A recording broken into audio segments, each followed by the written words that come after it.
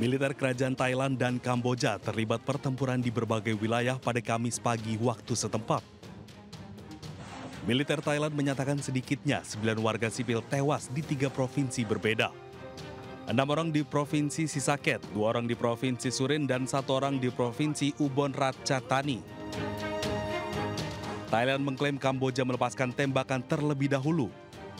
Di sisi lain, Kementerian Pertahanan Nasional Kamboja menuduh Thailand sengaja mengerahkan pasukan dalam jumlah banyak, menggunakan senjata berat dan melancarkan serangan udara guna menduduki wilayah Kamboja. Menurut pejabat militer Thailand, Surasan Kongsiring, pertempuran masih berlangsung di sepanjang perbatasan yang disengketakan. Angkatan Darat Kerajaan Thailand mengklaim mendengar suara pesawat tanpa awak Kamboja meski pesawat tersebut tak terdeteksi secara visual. Militer Thailand klaim 6 prajurit Kamboja bersenjata lengkap termasuk granat dan berpeluncur roket berjalan mendekati kawat berduri di depan pangkalan operasi Thailand. Kemudian Kamboja melepaskan tembakan di seberang pangkalan militer Thailand. Thailand membalas tembakan dan mengerahkan 6 pesawat tempur F-16 untuk menyerang target militer. Sementara itu, Kementerian Pertahanan Nasional Kamboja menuduh Thailand sengaja melancarkan serangan udara untuk menduduki wilayah Kamboja. Kemhan Kamboja juga mengklaim bahwa jet tempur Thailand menjatuhkan 2 bom di wilayah yang dikuasai Kamboja ketika bentrokan kedua negara meningkat. Bentrokan kedua negara terjadi sehari setelah Thailand menarik duta besarnya dari Kamboja, menyusul ledakan ranjau darat yang melukai seorang tentara Thailand di perbatasan. Sebelumnya, pada Rabu 23 Juli, Bangkok juga mengatakan akan mengusir duta besar Kamboja dari Bangkok.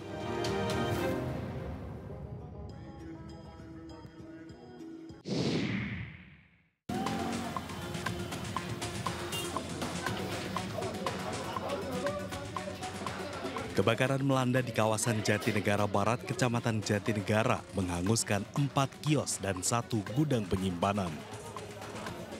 Sejumlah pedagang yang panik berusaha menyelamatkan barang dagangan mereka. Petugas Sudin Damkar Jakarta Timur yang tiba di lokasi langsung berusaha memadamkan api. Kebakaran diduga berasal dari ledakan gas dari salah satu kios yang terbakar. Api kemudian merambat ke kios lain hingga membakar sebagian gudang penyimpanan pasar Master Jatinegara. Tidak ada korban jiwa dalam kebakaran ini. Lagi ngapain Bang tadi Bang? Lagi ngegoreng. Ngegoreng apa? Goreng. Itu? Iya, karena gasnya keluar terus. Gas kita habis, masuk diganti apa kagak? Gasnya keluar terus. Meluncurkan masuk tahap kedua hingga jumlah unit itu 12 unit. Nah, setelah kami sampai tiba di lokasi kebakaran, size up dan kita melokalisir, mencoba untuk menghitung beberapa bagian yang terbakar. Peristiwa kebakaran sempat menimbulkan kemacetan di ruas Jalan Jatinegara Barat. Petugas mengalihkan arus kendaraan yang menuju Matraman ke ruas Jalan Jatinegara Timur. Dari Jakarta, Rio Manik, iNews melaporkan.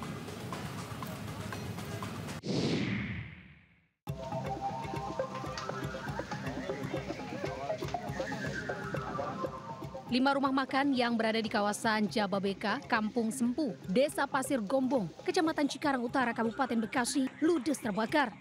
Api dengan cepat menyambar ke bangunan semi permanen tersebut. 4 unit mobil pemadam kebakaran dari kawasan Jababeka dan Kabupaten Bekasi dikerahkan ke lokasi. Api berhasil dipadamkan 1 jam kemudian. Diduga api berasal dari bagian belakang warung tempat memasak. Saya ngeliat di belakang, di dindingnya sebelah itu api udah gede aja. Oh, api udah Orang gede? pas lagi rame-ramenya orang makan, jam makan siang soalnya. Yang diindikasinya dari dugaan korsleting listrik. Nah, ini telah ditangani oleh kawasan Jababeka dan juga Dinas Pemadam Kebakaran Kabupaten Bekasi dengan personil kurang lebih 20. Akibat kebakaran, kerugian diperkirakan mencapai ratusan juta rupiah. Kasus kebakaran ini ditangani petugas kepolisian Polsek Cikarang Utara dan Mapolres Metro Bekasi. Dari Kabupaten Bekasi, Jawa Barat, Didit Junaidi melaporkan.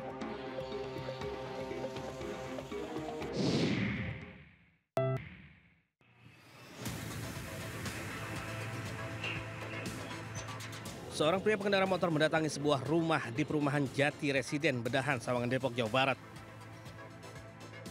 Setelah memantau situasi, pria itu kemudian membuka beton penutup tempat pompa. Pelaku sempat ditanya warga, namun ia berdalih akan memperbaiki mesin air. Saat kejadian, rumah dalam kondisi kosong ditinggal pemiliknya. Akhirnya dengan leluasa menggondol pompa air, kemudian melarikan diri. 13.50-an hampir. Tapi sempat ada warga yang melihat, Pak? Warga melihat, dikira itu tukang servis, Pak. Ngakunya tukang servis? Tukang servis. Ada warga yang sempat bertanya, Pak? Ada. Pak, boleh lama. Berbekal hasil rekaman CCTV, korban telah melaporkan kasus ini ke Polsek Bojongsari. Warga berharap pelaku dapat segera ditangkap petugas karena aksinya dinilai sangat meresahkan. Dari Depok, Jawa Barat, Ibu Rizky Anyus melaporkan.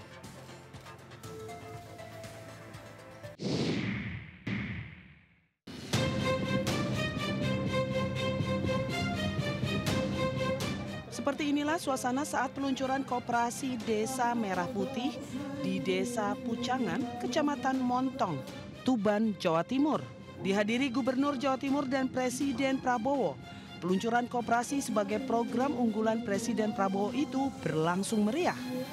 Namun 2 hari berselang, Koperasi Merah Putih tiba-tiba dibongkar. Tidak ada lagi spanduk yang terpasang. Papan nama koperasi bergambar foto Presiden Prabowo yang terpasang di pinggir jalan maupun di atas toko dibongkar dan diturunkan. Seluruh barang dagangan yang ada dalam toko dikeluarkan. Warga yang datang hendak berbelanja juga terpaksa pulang dengan tangan kosong. Mau belanja minyak. Minyak ya? Ya, minyak, sabun. Terus gimana, Pak? Kok balik langsung? Tutup katanya. Tutup katanya. Usai viral, penyebab pembongkaran Koperasi Merah Putih akhirnya terungkap. Hanya gara-gara kepala desa lupa menyebutkan nama PT Perekonomian Ponpes Sunan Derajat sebagai mitra penyuplai koperasi. Akibatnya, mitra tersebut menarik diri dan mengambil seluruh barang dari koperasi. Ya, secara tiba-tiba kita dapat mic, terus terang saya ngomong seadanya. Saya betul-betul lupa untuk menyampaikan bahwa support kita adalah Pondok Pesantren Sunan Derajat. Kepala desa meminta maaf ke mitra Ponpes Sunan Derajat dan berharap kerjasama dapat diteruskan.